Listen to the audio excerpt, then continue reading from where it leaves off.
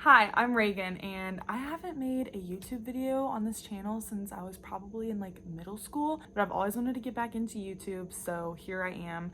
I'd love to share my life lessons, advice, maybe do some cooking, I'm a foodie, maybe some fitness if I'm in the mood, and just talk about what it's like navigating life after college, because it has been very different, especially in 2020, and not what I expected at all.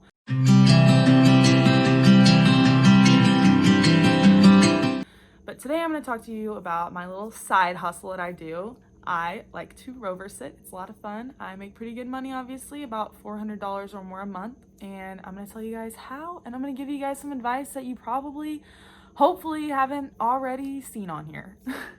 I started Rover in December of last year, and it took a while for it to take off.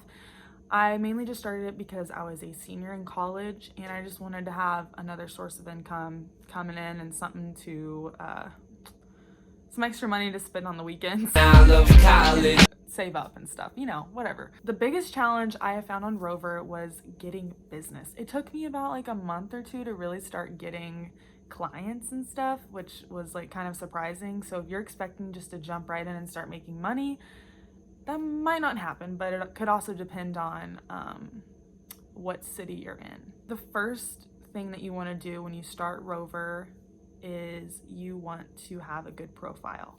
My Rover profile is basically just me talking about being in school, which I've since changed that because I graduated. So if you're in school, talk about being in school, talk about where you know, what your job is, why you're doing it. I say I'm a freelancer, this is just something to do on the side. I talk about my dog that I had since I was 3 years old, that she passed away of old age when I was a senior in high school, and how much I loved her. And I also talk about my dog that I currently have, Leo, and he's a mini golden doodle.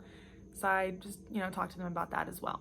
Another thing that you want to consider on your profile is having good photos. I have made sure that all my photos are either decently professional looking or they're of me with animals like cats or dogs, you know, to make it known that I am comfortable with dogs. I have dogs, I've hung out with a lot of dogs, I've taken care of a lot of dogs.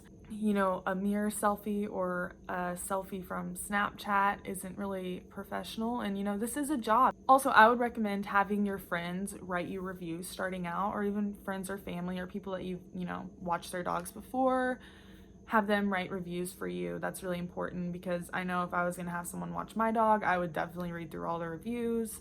You need to look at your competition in your area to determine your rates, because if someone has 5 stars, a ton of reviews, verified stays, repeat clients, things like that, you know, why would they hire you if your price was $2, $3 or more, or even the same? You know, why would they do that when they could get someone that's obviously more qualified and has a lot more experience? I mean, it just doesn't make any sense. So you need to make yourself competitive in the market or whatever, and you need to make sure that your prices are starting out lower than the people in your area. And you can do that by going to rover.com, acting like, you know, you're looking for a rover sitter or whatever, type it in, and you'll see people in your area and you'll see the prices. I started with mine maybe $2 or $3 less than the people, probably about $2 less than the people in my area, and that really helped once I figured that out to get more clients. Also, something that I don't see mentioned a lot in these kind of videos are your calendar on Rover, and that's basically just like showing potential clients what days you're free and stuff. And you should probably update that at least once a week, because Rover's like algorithm, or I don't know how it works, but if you update your calendar, you'll be more towards the top on the search page, and people will see that you updated your calendar like recently, so that also helps them know that you're active and things like that, and they'll see you on the top page. I have noticed before that when I update my calendar weekly, I see my name higher up on the search page, which is very helpful. Also, on your Rover page, there is a response time, and it tells potential clients how fast you respond. So I would recommend that when someone messages you, that you reply as quickly as possible, because it will put that on your profile page. And if it takes you like a day to reply, I personally wouldn't want someone like that watching my dog, because I'm like, what if it was an emergency and they're not replying? You know, nobody wants someone taking care of their dog that's not going to reply, you know? Another really good way to get clients that isn't really talked about a whole lot is to get business cards. These are about $15 on their website, and it just has this on the back, and you can pretty much just check which ones you're willing to do, and it just gives them your information, and they get $20 off their first service with your code. It's for new customers only, but yeah, so that's a really good way to get your word out there. You could put this up at a pet store, maybe when you're walking down the street in your neighborhood and you see someone walking a dog, you could hand them your card.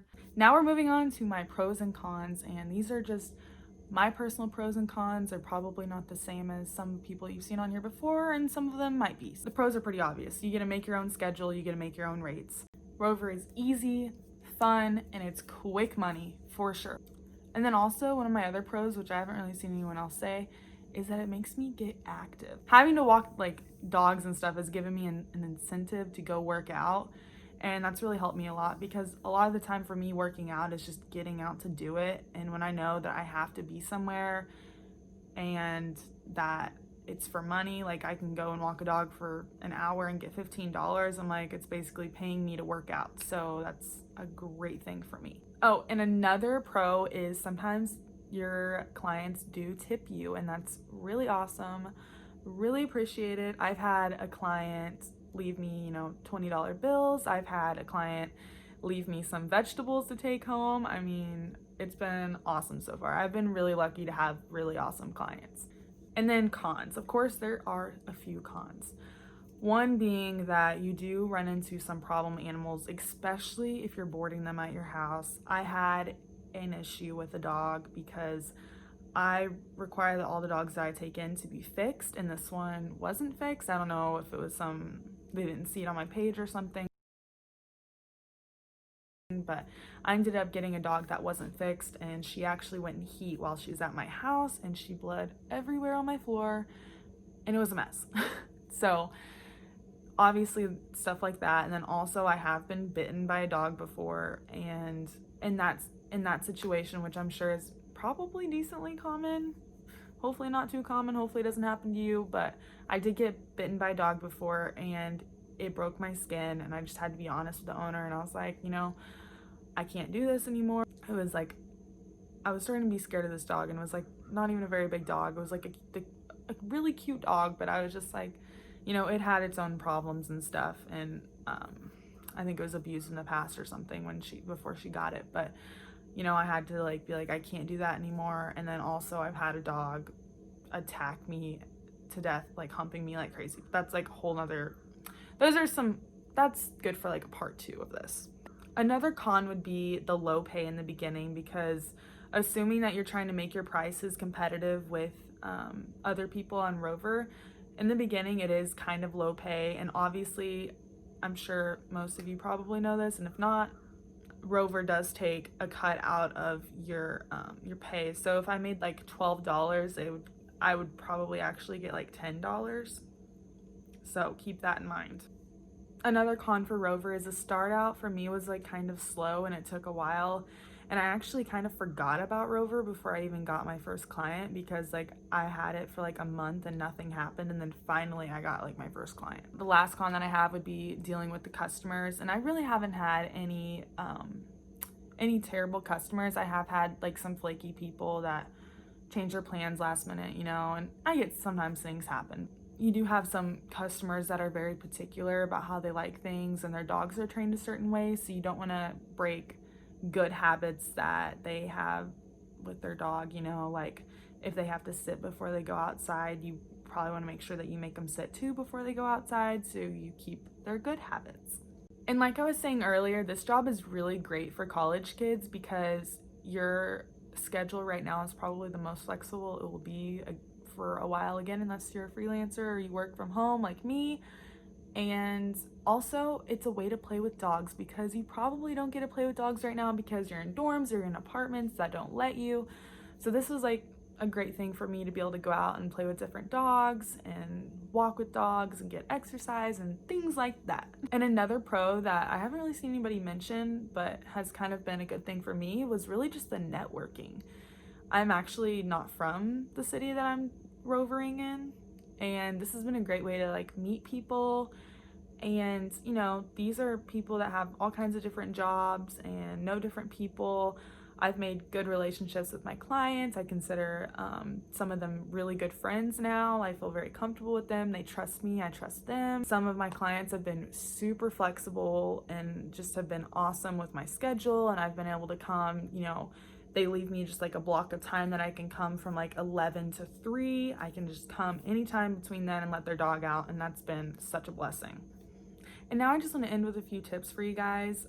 One of them being take really good photos, especially starting out, of the animals that you watch, because you can put those on your profile, or you can also, you know, the client appreciates having cute photos of their dog, preferably their dog looking into the camera.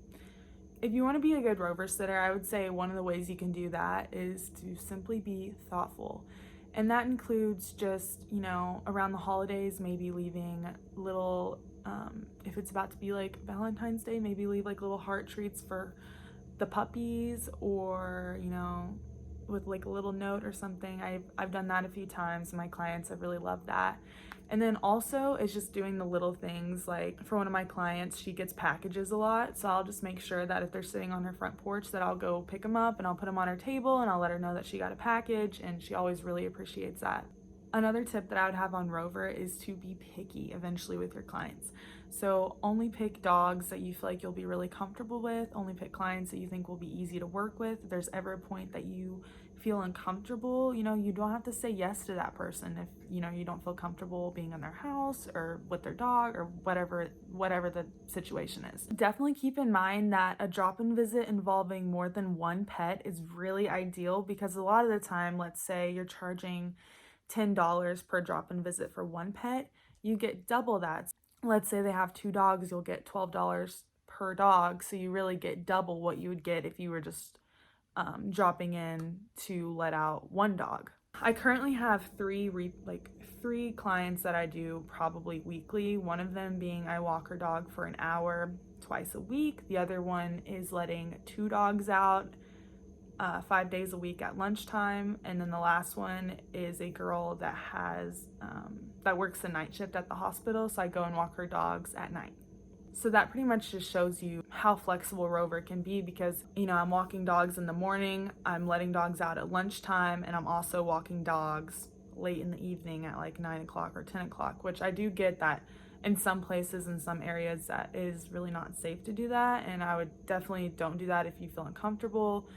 You know, maybe bring some pepper spray, especially if you are a woman. Also, especially as a woman, I would always let people know if you're going to meet a client, where you're gonna be, what their name is, things like that. Just, I'm sure you women already know that stuff, because we've been having to deal with this our whole life.